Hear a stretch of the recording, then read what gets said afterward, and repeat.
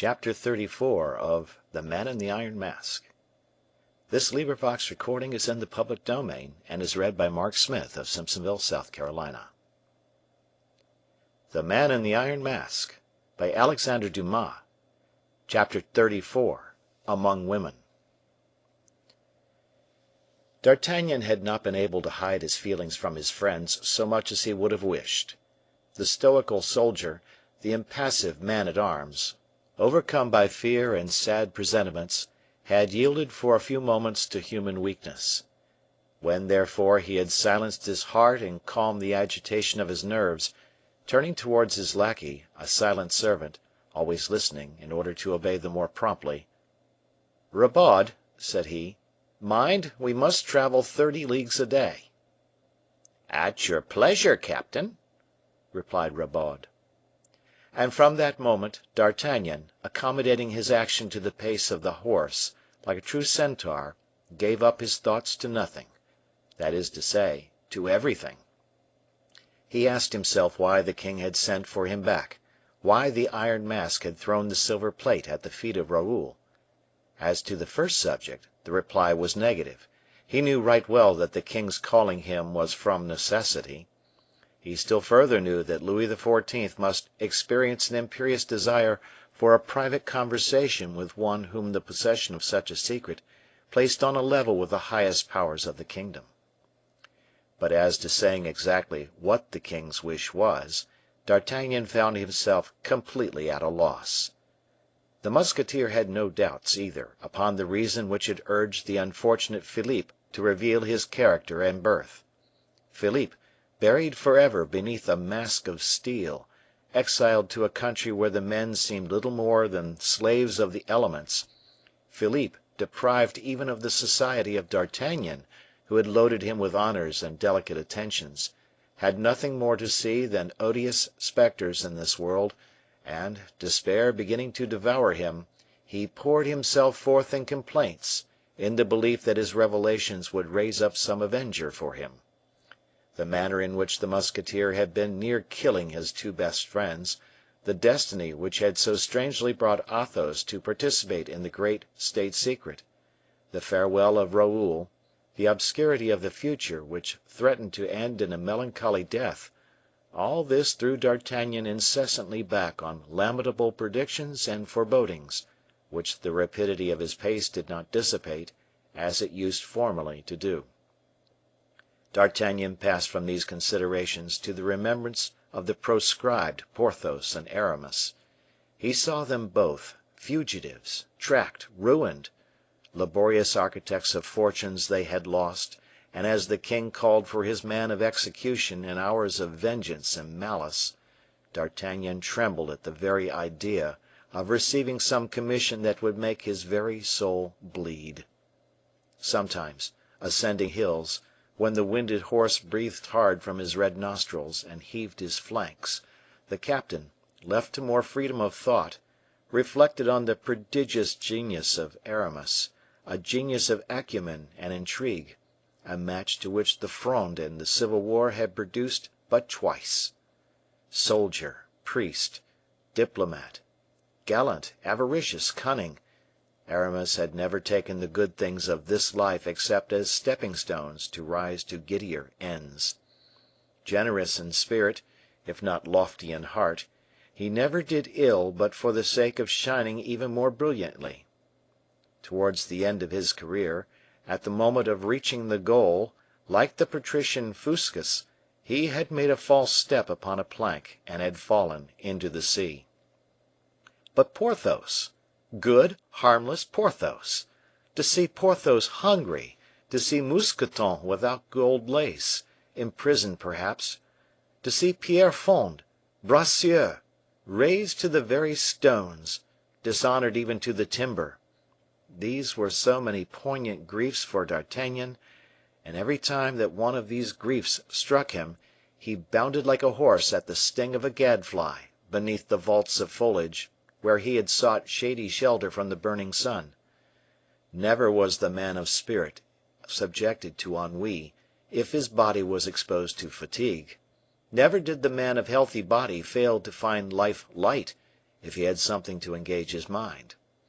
D'Artagnan, riding fast, thinking as constantly, alighted from his horse in pere, fresh and tender in his muscles as the athlete preparing for the gymnasium. The king did not expect him so soon, and had just departed for the chase toward Meudon. D'Artagnan, instead of riding after the king, as he would formerly have done, took off his boots, had a bath, and waited till his majesty should return dusty and tired.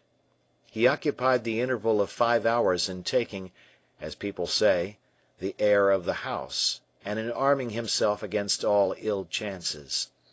He learned that the king, during the last fortnight, had been gloomy, that the queen mother was ill and much depressed, that Monsieur, the king's brother, was exhibiting a devotional turn, that Madame had the vapors, and that M. de Guiche was gone to one of his estates.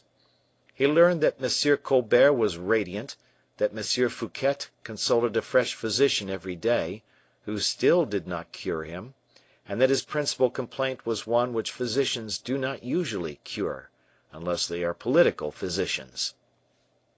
The king, D'Artagnan was told, behaved in the kindest manner to M. Fouquet, and did not allow him to be ever out of his sight; but the surintendant, touched to the heart, like one of those fine trees a worm has punctured, was declining daily, in spite of the royal smile, that sun of court trees.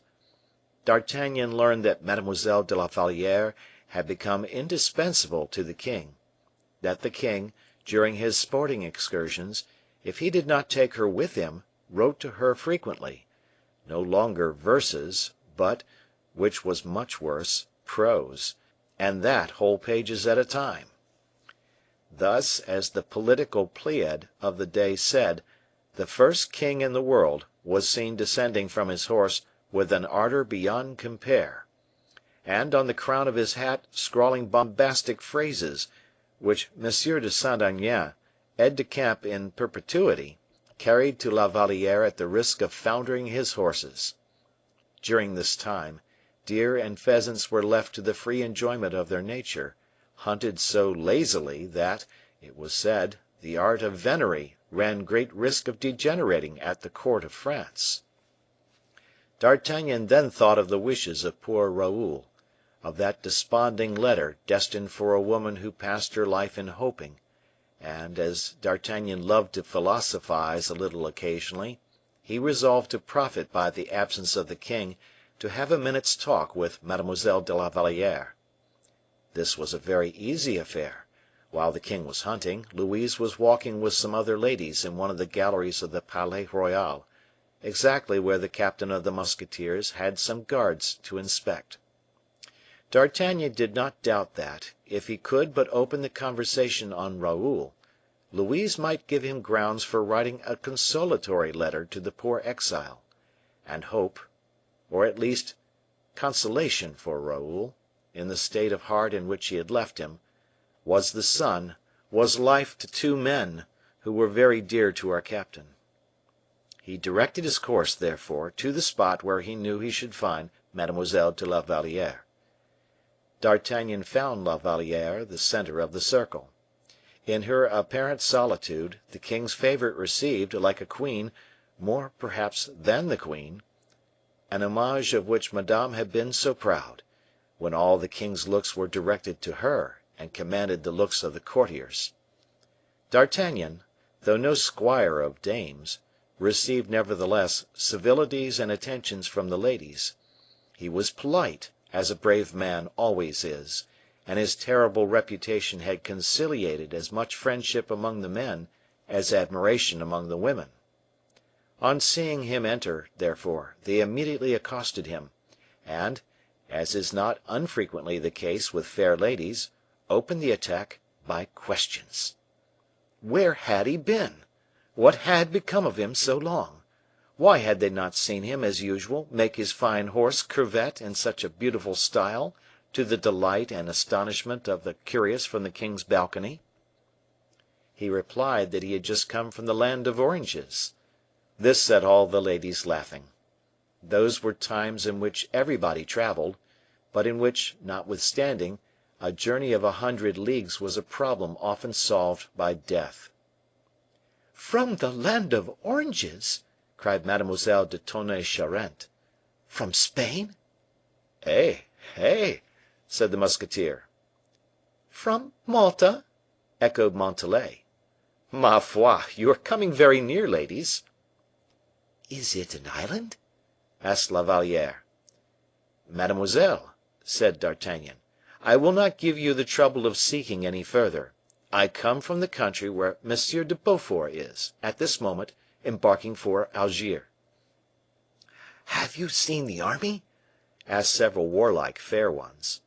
"As plainly as I see you," replied D'Artagnan. "And the fleet?" "Yes, I saw everything." "Have we any of us any friends there?" said Mademoiselle de Tonnay Charente, coldly, but in a manner to attract attention to a question that was not without its calculated aim. "Why," replied D'Artagnan, "yes, there were M. de la Guillotiere, M. de Manchy, M. de Bragelonne." La Valliere became pale. "Monsieur de Bragelonne!" cried the perfidious Athenais. "Eh, what? Is he gone to the wars? He?"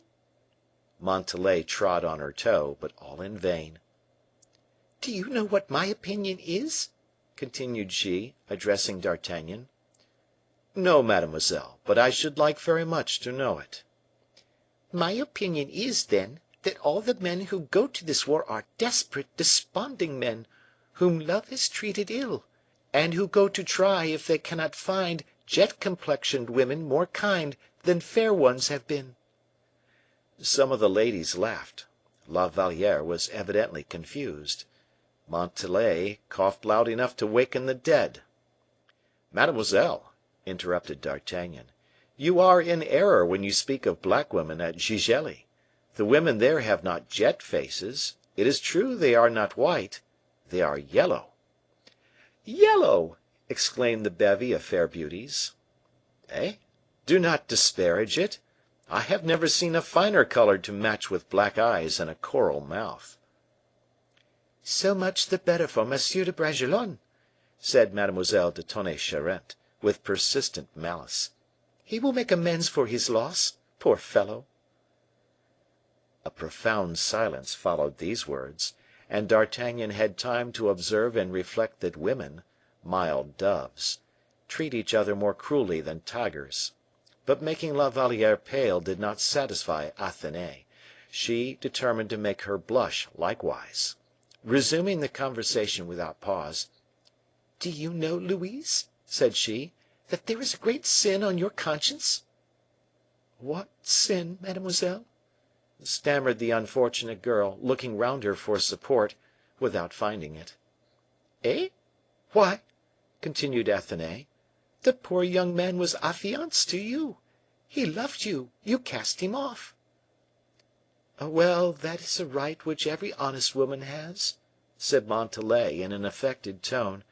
"When we know we cannot constitute the happiness of a man, it is much better to cast him off." "Cast him off, or refuse him, that's all very well," said Athenais; "but that is not the sin Mademoiselle de la Valliere has to reproach herself with. The actual sin is sending poor Bragelonne to the wars, and to wars in which death is so very likely to be met with." Louise pressed her hand over her icy brow. "And if he dies," continued her pitiless tormentor, "you will have killed him. That is the sin." Louise, half dead, caught at the arm of the captain of the musketeers, whose face betrayed unusual emotion. "You wished to speak with me, Monsieur d'Artagnan?" said she, in a voice broken by anger and pain. "What had you to say to me?"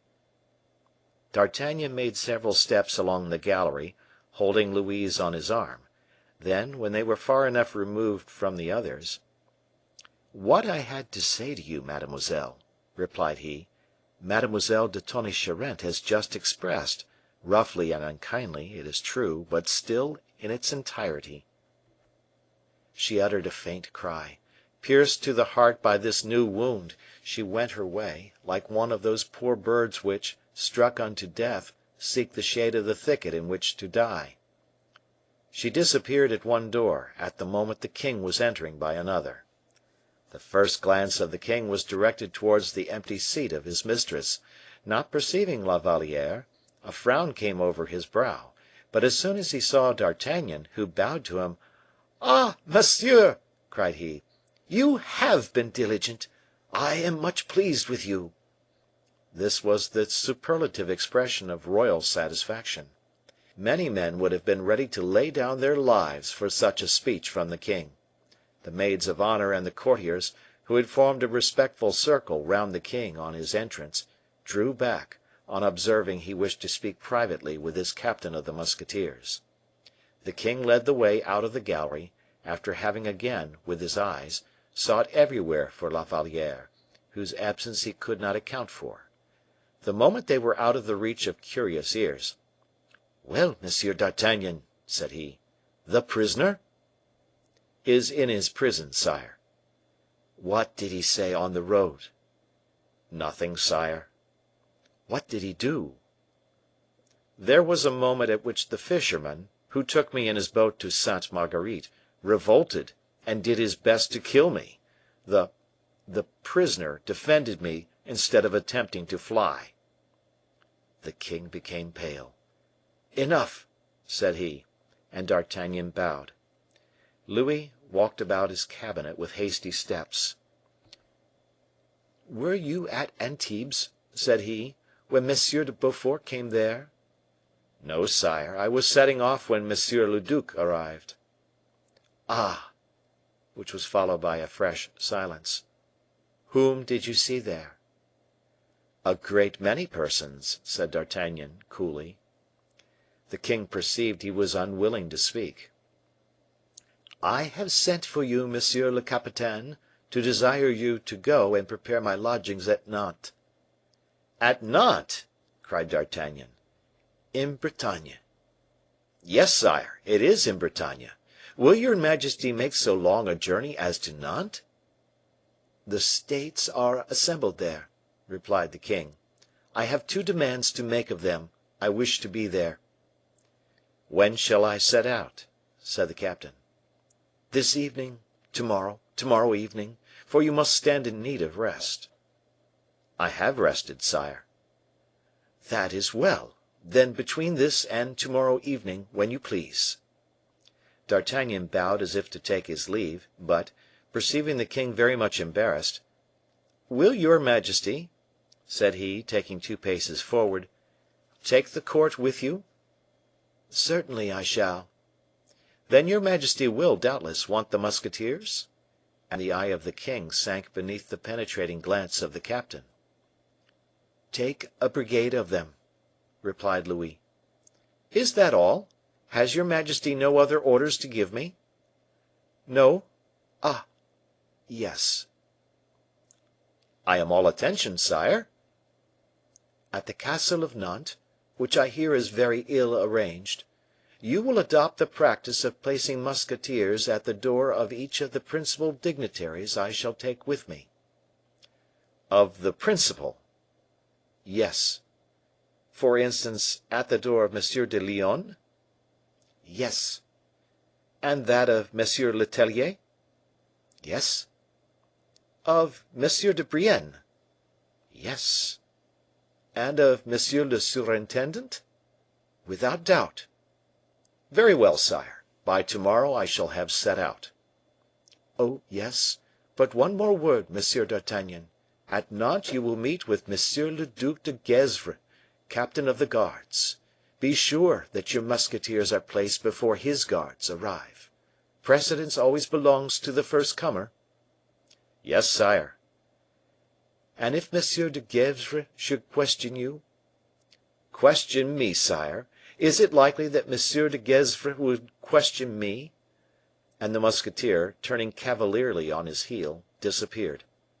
"To Nantes!" said he to himself, as he descended from the stairs. "Why did he not dare to say, from thence to Belle Isle?"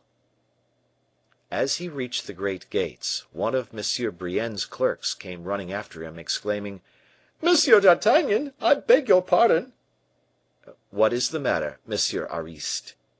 "The king has desired me to give you this order." "Upon your cash box?" asked the musketeer. "No, monsieur, on that of Monsieur Fouquet." D'Artagnan was surprised, but he took the order, which was in the king's own writing, and was for 200 pistoles. What! thought he, after having politely thanked M. Brienne's clerk, M. Fouquet is to pay for the journey, then? Mordioux! That is a bit of pure Louis XI. Why was not this order on the chest of M. Colbert? He would have paid it with such joy. And D'Artagnan, faithful to his principle of never letting an order at sight get cold, went straight to the house of M. Fouquet to receive his 200 pistoles. Chapter